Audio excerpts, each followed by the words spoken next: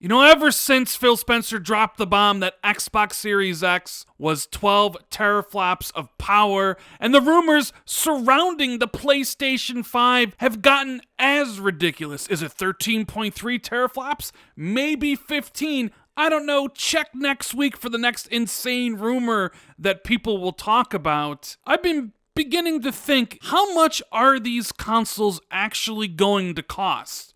And does that insane power come with a hefty price tag? Let's talk about it, shall we?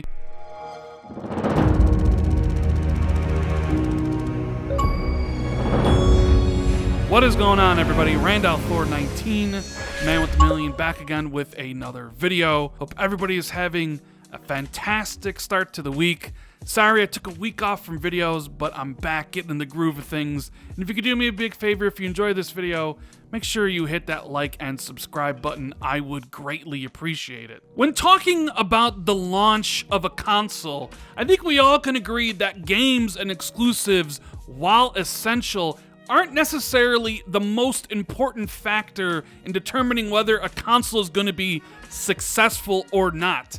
It's definitely the price. Price it way too high and nobody's gonna buy it, basically making your system a wasteland of developer support and games. It needs to be at a right level where there's enough power and at the right price where people want to purchase it. And with all the talk on social media last week, where Phil Spencer's like, this is how powerful the Series X is, this is what's in it, people have been going crazy about price speculation. Is it going to be $500? I've heard people say, if you don't think this thing is $600, you're absolutely crazy. And I've seen people go all the way up to $700. And of course, how does the PlayStation 5 factor into all this? Is the system more powerful than Series X? If so, is it more expensive? Is it $500 too? Is it less powerful, so less expensive? And then of course, there's Xbox Lockhart to think about. Where does that fit in the pricing scheme? And the reason why I'm making this video today is because I think we're about to get a whole bunch of new information regarding Xbox Series X, Xbox Lockhart, and PS5 really soon. And when the details of these systems come out, exactly what is the CPU speed, the size of the SSD, the bandwidth, how much RAM is in each one of these systems, we'll be able to accurately probably predict exactly how much these systems are going to cost. We already know from Business Insider that Sony's already looking at a $450 BOM, where they would need to price the PS5 at $470 to have any sort of chance of breaking even or losing just a small amount of money.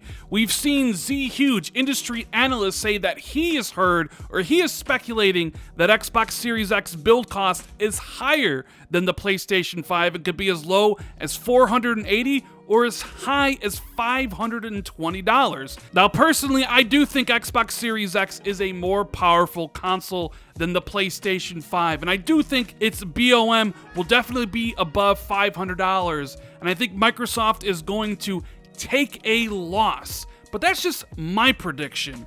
Last week, we saw a Serbian retailer, Game Center, put on their website pre-orders, and they're basically locked in for Xbox Series X at $550. And that got me thinking, could we actually see a system come out and be a $50 increment? We know Sony's waiting for Microsoft to talk about price, because I feel they know Xbox Series X is more powerful, but they don't want to take the full loss at $399. So is it a realistic scenario that Sony prices the PS5 at $449, coming in $50 cheaper than Xbox Series X? Is Xbox Series X so expensive that maybe Microsoft wants to price it at $550 to actually break even and recoup some costs right away? Or do they go all the way up to $600, letting Sony comfortably price the PS5 at $500? And then you look at Lockhart,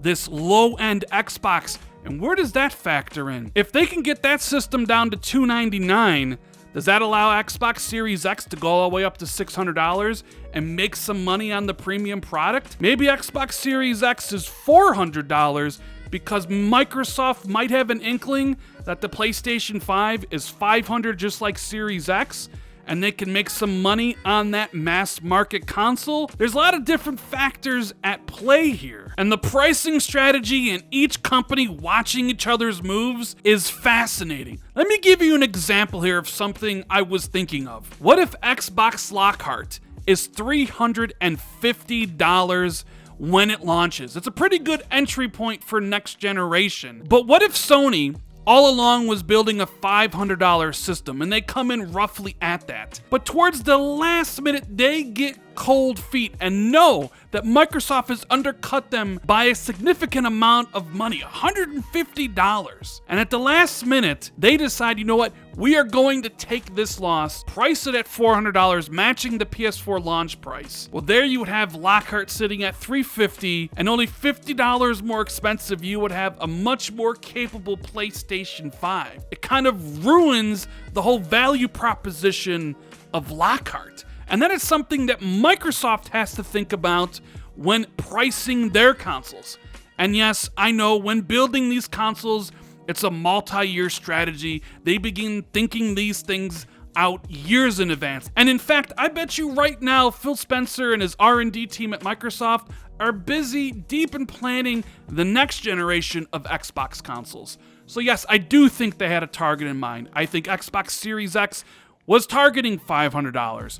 I think Xbox Series X, or the Lockhart, is targeting $299. And I think the PlayStation was probably targeting $400, but costs got a little bit out of control. So what is my prediction? What do I think all the prices are gonna line up here? Well, Series X is gonna be an insane, powerful beast. We've seen all the specs. I think you're looking at minimum $500 with the potential of $600. But for the sake of this video, I'm going to predict that Series X will launch at $499.99. And as a little surprise, you know what? I wouldn't be shocked if Series X came out in September instead of the holiday month. That would be something really interesting. As for the PlayStation 5, even though I think they targeted $400, I'm starting to think that prices got away with them, and they're gonna have to price it at $500 as well,